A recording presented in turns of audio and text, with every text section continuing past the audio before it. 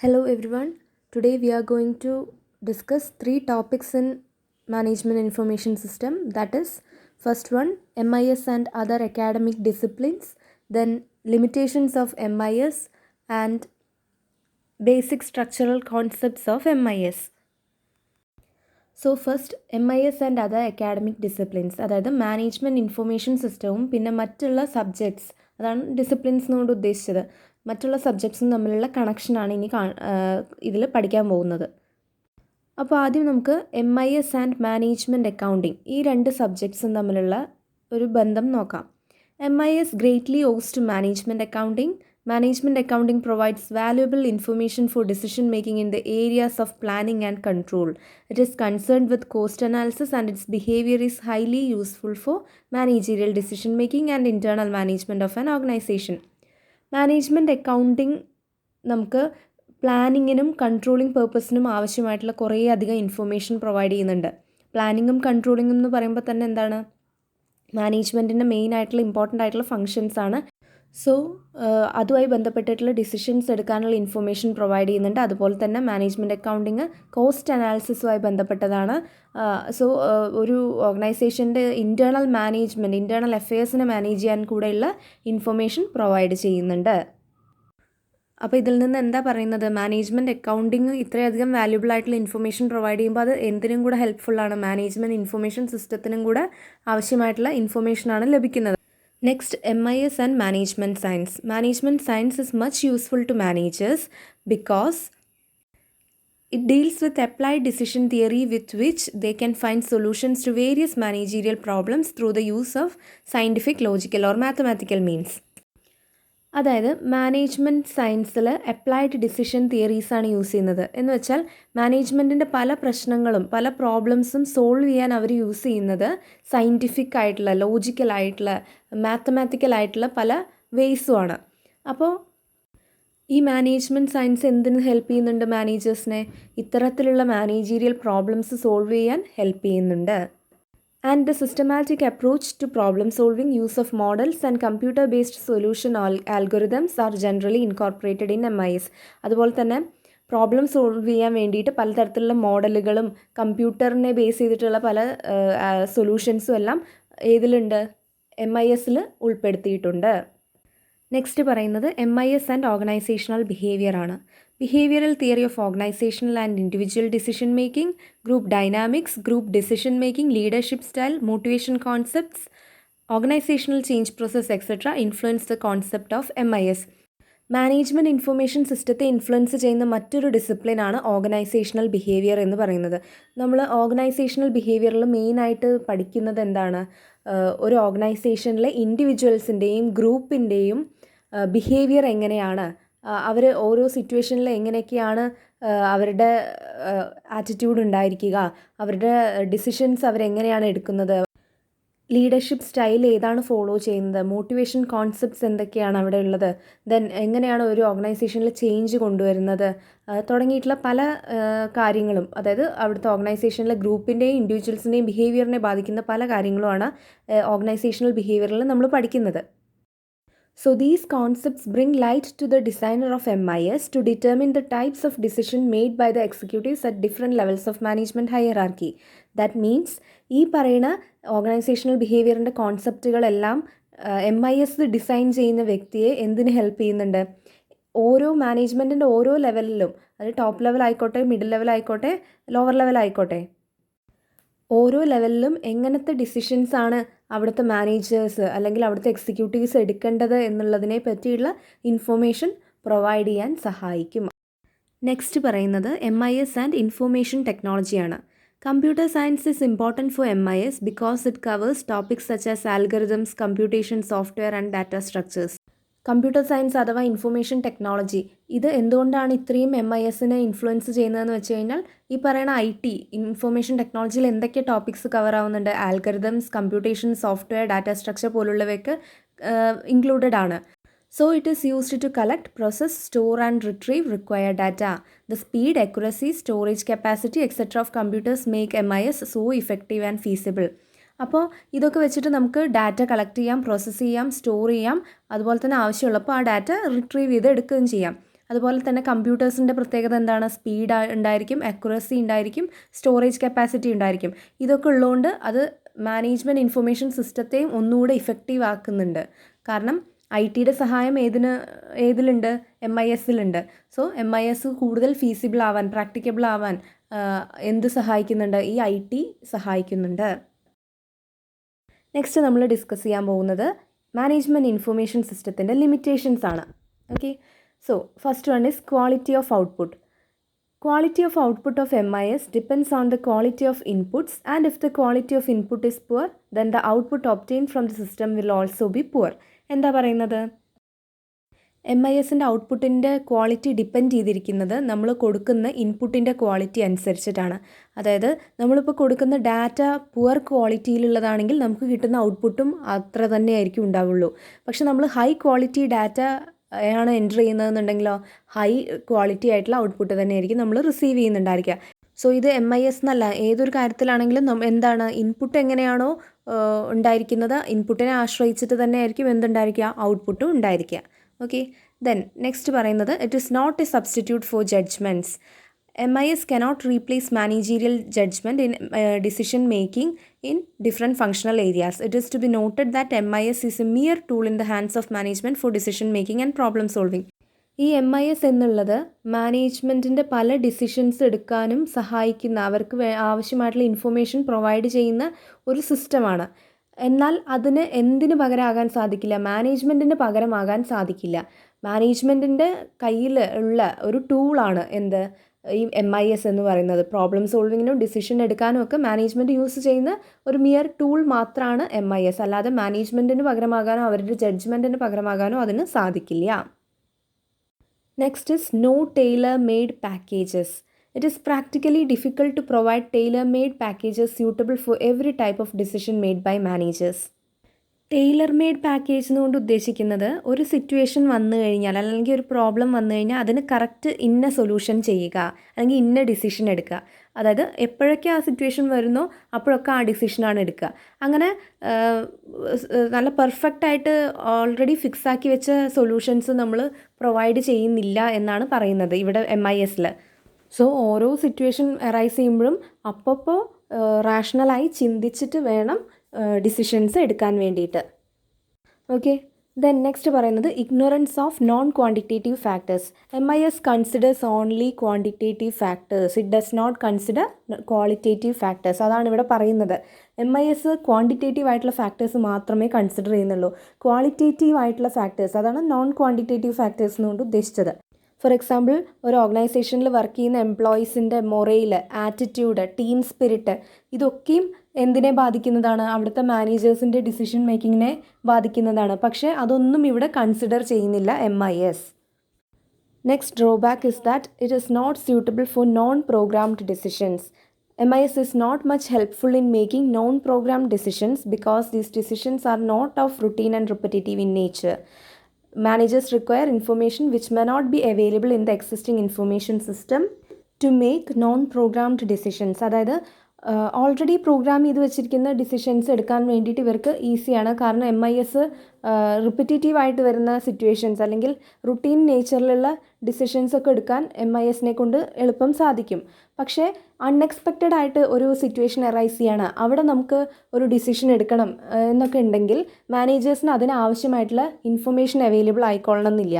Existing ആയിട്ടുള്ള information സിസ്റ്റത്തിന് ആവശ്യമായിട്ടുള്ള ഡാറ്റ കിട്ടിക്കൊള്ളണം എന്നില്ല. അതുകൊണ്ട് തന്നെ അവർക്ക് നോൺ പ്രോഗ്രാംഡ് ആയിട്ടുള്ള അല്ലെങ്കിൽ പെട്ടെന്ന് അറൈസ് ചെയ്യുന്ന സിറ്റുവേഷൻസിന് ഡിസിഷൻ എടുക്കുക എന്ന് പറയുന്നത് ബുദ്ധിമുട്ടായിട്ടുള്ള ഒരു ടാസ്ക് ആയിരിക്കും. Next is costly FIR. അതായത് it involves huge financial investment commitment in acquiring hardware, software, recruiting and training personal. ഈ MIS ഇൻസ്റ്റാൾ ചെയ്യുന്നതിന് മുൻപ് നമ്മൾക്ക് ആദ്യം ചെക്ക് ചെയ്യേണ്ടത് നമ്മൾ ഇതുകൊണ്ട് എത്ര ബെനിഫിറ്റ് ഉണ്ടാകുന്നുണ്ട്, എത്ര ചിലവ് വരുന്നുണ്ട്, ഈ രണ്ടും നമ്മൾ പരസ്പരം കമ്പയർ ചെയ്യണം. എന്ന് വെച്ചാൽ ഇതിപ്പോൾ ഇൻസ്റ്റാൾ ചെയ്യുക എന്ന് പറയുമ്പോൾ അതിന് ഹ്യൂജ് ഫിനാൻഷ്യൽ ഇൻവെസ്റ്റ്മെൻറ്റ് ആവശ്യമാണ്. ഹാർഡ്വെയർ, സോഫ്റ്റ്വെയർ, പിന്നെ ഇതിനെ ട്രെയിൻ ചെയ്യിക്കാൻ, ഇത് പഠിച്ചെടുക്കാനുള്ള ആൾക്കാരെ വേണം. അപ്പോൾ കുറേ ചിലവേറിയ പ്രോസസ്സാണ് ഉണ്ടാവുന്നത്. പക്ഷേ ഇതെല്ലാം ഇത്രയധികം പൈസ മുടക്കി നമ്മളിങ്ങനെ MIS ഇൻസ്റ്റാൾ ചെയ്യുമ്പോൾ അതുകൊണ്ടുണ്ടാകുന്ന നേട്ടവും നമ്മൾ നോക്കണം. ഇൻ കേസ് ഇതുകൊണ്ടുള്ള ബെനിഫിറ്റ് കുറവാണ്, കോസ്റ്റാണ് കൂടുതലെങ്കിൽ പിന്നെ അത് ഇൻസ്റ്റാൾ ചെയ്തിട്ട് കാര്യമില്ല. സോ കോസ്റ്റിനേക്കാൾ കൂടുതൽ എപ്പോഴും എന്തായിരിക്കണം, കൂടുതൽ ബെനിഫിറ്റ് ആയിരിക്കണം മുന്തി നിൽക്കേണ്ടത്. നെക്സ്റ്റ് പറയുന്നത് greater chance for failure. The failure of one subsystem may cause the total collapse of the entire information system which may be dangerous as far as business is concerned. അതായത് നമുക്കറിയാം ഇതൊരു subsystem concept ആണ് MIS എന്ന് പറഞ്ഞിട്ടുണ്ടായിരുന്നു. അതായത് ഒരു സിസ്റ്റത്തിൻ്റെ ഉള്ളിൽ തന്നെ കുറേ അധികം സബ്സിസ്റ്റംസ് ഉണ്ടായിരിക്കും. അപ്പോൾ ഇതിൽ ഏതെങ്കിലും ഒരു സബ്സിസ്റ്റം ഫെയിലിയർ ആയിക്കഴിഞ്ഞാൽ അത് മറ്റുള്ള സിസ്റ്റത്തെയും ബാധിക്കും. അങ്ങനെ ടോട്ടൽ ഇൻഫർമേഷൻ സിസ്റ്റം തന്നെ ഫെയിലിയർ ആയി പോകാനുള്ള ചാൻസ് ഉണ്ട്. ദെൻ നെക്സ്റ്റ് പറയുന്നത് frequent changes in top management. The effectiveness of information system is seriously affected due to the frequent changes in top management. The new management people may introduce entirely new styles of functioning different from the policy followed by the predecessors. അതായത് ഈ top management ഇടയ്ക്കിടയ്ക്ക് മാറിക്കൊണ്ടേയിരിക്കുകയാണെന്ന് വിചാരിക്കുക. അവിടെ പുതിയ ആൾക്കാർ വന്നുകൊണ്ടിരിക്കുകയാണെന്നുണ്ടെങ്കിൽ അപ്പോൾ നമുക്ക് ഈ ഇൻഫർമേഷൻ സിസ്റ്റത്തിൻ്റെ ഇഫക്റ്റീവ്നെസ് കുറഞ്ഞു പോകും. കാരണം എന്താണെന്ന് വെച്ചാൽ പുതിയ ആൾക്കാർ മാനേജ്മെൻറ്റിൽ വരുന്നു, അപ്പോൾ അവർ പുതിയ സ്റ്റൈൽസ് ആയിരിക്കും ഇൻട്രൊഡ്യൂസ് ചെയ്യുന്നുണ്ടായിരിക്കുക. അതായത് ഫങ്ഷനിങ് ചെയ്യുന്നതിൻ്റെ സ്റ്റൈലും രീതിക്കും ഒക്കെ ഒരു മാറ്റം വരും. അവർ പുതിയ പുതിയ ഡിസിഷൻസ് ആയിരിക്കും എടുക്കുന്നുണ്ടായിരിക്കുക. അപ്പോൾ ഇതിനൊരു കൺസിസ്റ്റൻസി കിട്ടുന്നില്ല. അതായത് മുൻപുള്ളവർ വേറെ പോളിസി ആയിരിക്കും ഫോളോ ചെയ്തിട്ടുണ്ടാവുക, ഇപ്പോൾ ഉള്ളവർ പുതിയതായിട്ടുള്ള പോളിസി ആയിരിക്കും ഫോളോ ചെയ്യുന്നത്. അപ്പോൾ ഇങ്ങനെ ഇടയ്ക്കിടയ്ക്ക് ഫ്രീക്വൻ്റ് ആയിട്ട് ചേഞ്ചസ് വന്നു കഴിഞ്ഞാൽ ഇൻഫർമേഷൻ സിസ്റ്റത്തെ അത് ബാധിക്കും. Next drawback is hoarding of information. Hoarding എന്ന് പറഞ്ഞാൽ എന്താ അർത്ഥം? പൂഴ്ത്തി വെക്കുക എന്നൊക്കെ പറയില്ലേ, അതായത് കൺസീൽ ചെയ്ത് വെക്കുക. So, the effectiveness of information system is adversely affected in those organizations where the culture of hoarding of information is followed rather than the sharing of information to all members concerned. അതായത് ചില organisations ഉണ്ടായിരിക്കും, അവിടെ മറ്റുള്ളവരുമായിട്ട് data, information ഇതെല്ലാം share ചെയ്യുന്നതിന് പകരം എല്ലാം മറച്ചു വയ്ക്കുന്ന ശീലമായിരിക്കും ഉണ്ടായിരിക്കുക. ഒന്നും പുറത്തേക്ക് വിടാതെ എല്ലാം കോൺഫിഡൻഷ്യലാക്കി വല്ലാണ്ട് മൂടി വയ്ക്കുന്ന ഒരു സിറ്റുവേഷൻ ഉണ്ടായിരിക്കും. അപ്പോൾ അങ്ങനെയുള്ള ഓർഗനൈസേഷൻസിലാണെന്നുണ്ടെങ്കിൽ ഈ ഇൻഫർമേഷൻ സിസ്റ്റത്തിൻ്റെ ഇഫക്റ്റീവ്നെസ് കുറഞ്ഞു പോകും. കാരണം നമ്മുടെ ഇൻഫർമേഷൻ സിസ്റ്റം എന്ന് പറയുമ്പോൾ തന്നെ എന്തിനു വേണ്ടിയിട്ടുള്ളതാണ്? ഡാറ്റ കളക്ട് ചെയ്ത് പ്രോസസ്സ് ചെയ്ത ഇൻഫർമേഷൻ ആക്കി അതിനെ എല്ലാവരിലേക്കും എത്തിക്കുക, ആവശ്യമുള്ള എല്ലാവരിലേക്കും എത്തിക്കുക എന്നുള്ള ഒരു ഉദ്ദേശത്തോടു കൂടിയാണ് ഇൻഫർമേഷൻ സിസ്റ്റം ഉള്ളത്. സോ അതിനെതിരായിട്ട് പ്രവർത്തിക്കുന്ന ഓർഗനൈസേഷൻസ് ആണെന്നുണ്ടെങ്കിൽ അവിടെ ഈ ഇൻഫർമേഷൻ സിസ്റ്റം നല്ല രീതിയിൽ ഇഫക്റ്റീവായിട്ട് വർക്ക് ആയിക്കൊള്ളണമെന്ന് ഇല്ല. then അടുത്തത് പറയുന്നത് ലാസ്റ്റ് വണ്ണാണ് lack of flexibility. It is difficult to incorporate changes in information system due to changes happening in complex business environment. നമ്മൾ സ്റ്റാർട്ടിങ്ങിൽ MISൻ്റെ ബെനിഫിറ്റ്സ് ഒക്കെ പറഞ്ഞ കൂട്ടത്തിൽ നമ്മൾ പറയുന്നു ഇത് ഫ്ലെക്സിബിൾ ആണ്, റിജിഡ് അല്ല എന്നൊക്കെ. എങ്കിലും നമ്മുടെ കോംപ്ലക്സ് ആയിട്ടുള്ള ബിസിനസ് എൻവയോൺമെൻറ്റ് കാരണം, ബിസിനസ് എൻവയോൺമെൻറ്റ് എന്ന് പറഞ്ഞാൽ നമുക്കറിയാം ചേഞ്ചസ് ഡൈനാമിക് ആയിട്ടുള്ള ചേഞ്ചസ് വന്നുകൊണ്ടേയിരിക്കുകയാണ്. അതുകൊണ്ട് തന്നെ ഈ ചേഞ്ചസിനനുസരിച്ചിട്ട് നമ്മുടെ ഇൻഫർമേഷൻ സിസ്റ്റത്തിലും ചേഞ്ചസ് കൊണ്ടുവരിക എന്ന് പറയുന്നത് കുറച്ച് ഡിഫിക്കൽട്ടായിട്ടുള്ളൊരു പ്രോസസ്സാണ്. അതുകൊണ്ട് അത്രയധികം ഫ്ലെക്സിബിൾ അല്ല എന്നാണ് പറയുന്നത്. ഇനി ഡിസ്കസ് ചെയ്യാൻ പോകുന്ന ടോപ്പിക്ക് ബേസിക് സ്ട്രക്ചറൽ കോൺസെപ്റ്റ്സ് ആണ് MISൻ്റെ. സോ ഇവിടെ നമ്മൾ ശ്രദ്ധിക്കേണ്ടത് ഫോമലായിട്ടുള്ള ഇൻഫർമേഷൻ സിസ്റ്റം ഉണ്ടായിരിക്കും, ഇൻഫോർമൽ ആയിട്ടുള്ള ഇൻഫർമേഷൻ സിസ്റ്റം ഉണ്ടായിരിക്കും ഒരു ഓർഗനൈസേഷൻ ആകുമ്പോൾ. അതിൽ തന്നെ ഒരു ഓർഗനൈസേഷനിൽ നമ്മൾ കാറ്റഗറൈസ് ചെയ്യുമ്പോൾ പ്രൈവറ്റ് ആയിട്ടും പബ്ലിക്കായിട്ടും, പ്രൈവറ്റ് ഇൻഫർമേഷൻ, പബ്ലിക് ഇൻഫർമേഷൻ, ഇങ്ങനെ രണ്ട് സിസ്റ്റമായിട്ടാണ് കാറ്റഗറൈസ് ചെയ്യുന്നത്. ഇനി ഇതിലെ ഒരു 8 തരത്തിലുള്ള ഇൻഫർമേഷൻ സിസ്റ്റമാണ് നമ്മൾ പഠിക്കുന്നത്. ഇത് എളുപ്പമാണ്. അതായത് ഒരു 8 എന്ന് പറയുമ്പോൾ ഒന്ന് പബ്ലിക്, ഒന്ന് പ്രൈവറ്റ്, ദെൻ ഫോമൽ, ഇൻഫോമൽ, അതുപോലെ formal public, formal private, informal public, informal private, ഇങ്ങനെയാണ് 8 എണ്ണമായിട്ട് ക്ലാസിഫൈ ചെയ്തിട്ടുള്ളത്. So first one, public information system. It is a part of an organization and used by the relevant persons in an organization. Such information can be utilized by all personnel who have authority to access the information. Public information system എന്ന് പറഞ്ഞു കഴിഞ്ഞാൽ ഒരു ഓർഗനൈസേഷനിലെ important ആയിട്ടുള്ള ആൾക്കാർ എല്ലാവരും use ചെയ്യുന്ന information സിസ്റ്റമാണ്. അത് ആർക്കൊക്കെയാണോ അതിനോട് ആക്സസ് ഉള്ളത്, അതിന് ആക്സസ് ചെയ്യാനുള്ള അധികാരമുള്ളത്, അവർക്കെല്ലാവർക്കും അത് യൂസ് ചെയ്യാവുന്നതാണ്. ദെൻ നെക്സ്റ്റ് പറയുന്നത് private information system. They are kept by individuals. Private system may help and supplement the public system. അതായത് പബ്ലിക് സിസ്റ്റത്തെ സപ്പോർട്ട് ചെയ്ത് നിൽക്കുന്ന ഒരു സിസ്റ്റമാണ് പ്രൈവറ്റ് സിസ്റ്റം എന്ന് പറയുന്നത്. ഇത് തന്നെ ഫോമലും ഉണ്ട്, ഇൻഫോമലും ഉണ്ട്. ഈ പബ്ലിക്കിലും പ്രൈവറ്റിലും ഇൻഡിവിജ്വൽസ് ആയിരിക്കും ഇത് കീപ്പ് ചെയ്യുന്നുണ്ടായിരിക്കും ഈ പ്രൈവറ്റ് ഇൻഫർമേഷൻ. നെക്സ്റ്റ് വരുന്നത് ഫോമൽ ഇൻഫർമേഷൻ സിസ്റ്റം. ഇത് ഫോമൽ എന്ന് പറയുമ്പോൾ തന്നെ എന്താ കുറച്ച് ഒഫീഷ്യലാണ്, അതായത് റെക്കോർഡ്സും ഡോക്യുമെൻറ്റ്സും ഒക്കെ ആയിട്ടായിരിക്കും ഇത് കീപ്പ് ചെയ്തിട്ടുണ്ടായിരിക്കുക. അപ്പോൾ ഇതാണ് റെക്കോർഡ്സ് അല്ലെങ്കിൽ ഡോക്യുമെൻറ്റ്സ് ഫോർമാറ്റ് രൂപത്തിലുള്ളതൊക്കെ ആയിരിക്കും ഇതിനെ റെപ്രസെൻറ്റ് ചെയ്യുന്നുണ്ടായിരിക്കുക. They are certain well prescribed rules and procedures to be followed in the formal information system. അതായത് ഇപ്പോൾ ഒരു ഓർഗനൈസേഷൻ ആകുമ്പോൾ അവിടെ ബൈലോസ് റൂൾസ് ഉണ്ടായിരിക്കും, അല്ലെങ്കിൽ ചില പോളിസീസും പ്രൊസീജിയേഴ്സും ഉണ്ടായിരിക്കണം കറക്റ്റായിട്ട് ഫോളോ ചെയ്യേണ്ടത്. അപ്പോൾ അതൊക്കെ എന്തിനെ റെപ്രസെൻറ്റ് ചെയ്യുന്നതാണ്? ഫോമൽ ആയിട്ടുള്ള ഇൻഫർമേഷൻ സിസ്റ്റത്തെയാണ് റെപ്രസെൻറ്റ് ചെയ്യുന്നത്. Next is informal information system. They also process information needed for organizational functioning. ഓർഗനൈസേഷൻ്റെ സ്മൂത്ത് ഫങ്ഷനിങ്ങിന് വേണ്ട ആവശ്യമായിട്ടുള്ള ഇൻഫർമേഷൻ തന്നെയാണ് ഇവരും പ്രോസസ്സ് ചെയ്യുന്നത്. പക്ഷേ such an information system is not represented by any records and documents. ഇതൊരു റെക്കോർഡ്സിലോ അല്ലെങ്കിൽ ഡോക്യുമെൻ്റ് ആയിട്ടോ ഫയൽ ചെയ്തിട്ടൊന്നും വെച്ചിട്ടുണ്ടായിരിക്കില്ല. കാരണം എന്താ, ഇൻഫോർമലാണ്. എന്നാൽ ആ ഇൻഫോർമൽ ആയിട്ടുള്ള ഇൻഫർമേഷനും ഒരു ഓർഗനൈസേഷൻ മുന്നോട്ട് പോകണമെങ്കിൽ അത്യാവശ്യം തന്നെയാണ്. Next is formal public information system. Management information system with its specified rules and procedures is a part of the formal public system. MISലെ ചില റൂൾസും പ്രൊസീജിയേഴ്സും അല്ലെങ്കിൽ ഡോക്യുമെൻറ്റ്സൊക്കെ ഉണ്ടായിരിക്കും. അത് എന്താണ്? ഫോമൽ പബ്ലിക് സിസ്റ്റത്തിൻ്റെ ഭാഗമാണ്. എന്ന് വെച്ചാൽ ഫോമൽ നേച്ചറിലുള്ളതാണത്, എന്നാൽ അത് പബ്ലിക് ഇൻഫർമേഷനുമാണ്. എല്ലാവർക്കും ഇമ്പോർട്ടൻ്റ് ആയ എല്ലാവർക്കും ആക്സസ് ചെയ്യാൻ പറ്റുന്നതുമായിരിക്കും. Next is informal public information system. ഈ പബ്ലിക് ഫോമൽ സിസ്റ്റത്തിന് പുറമേ തന്നെ ഒരു ഇൻഫോമൽ പബ്ലിക് സിസ്റ്റം കൂടെ ഉണ്ട്. They are to provide benefits to all persons in the organisations who really need such information. അപ്പോൾ ഒരു ഓർഗനൈസേഷനിലെ എല്ലാ വ്യക്തികൾക്കും ആർക്കൊക്കെയാണോ അത് ആവശ്യമായിട്ടുള്ളത് ഇൻഫർമേഷൻ, അവർക്ക് എല്ലാവർക്കും വേണ്ടിയിട്ടാണ് ഈ സിസ്റ്റം നിലനിൽക്കുന്നത്. Strict rules procedures may not be found in such system. ഇത് ഇൻഫോർമൽ പബ്ലിക് ആയതുകൊണ്ട് തന്നെ സ്ട്രിക്റ്റ് ആയിട്ടുള്ള റൂൾസും പ്രൊസീജിയേഴ്സൊന്നും ഇത്തരത്തിലുള്ള സിസ്റ്റത്തിൽ നമുക്ക് കാണാൻ പറ്റില്ല. ഏഴാമത്തതാണ് formal private information system. So ഫോമലുമാണ് പ്രൈവറ്റുമാണ്. Besides this formal and informal public information system there are also formal and informal private information system in an organisation.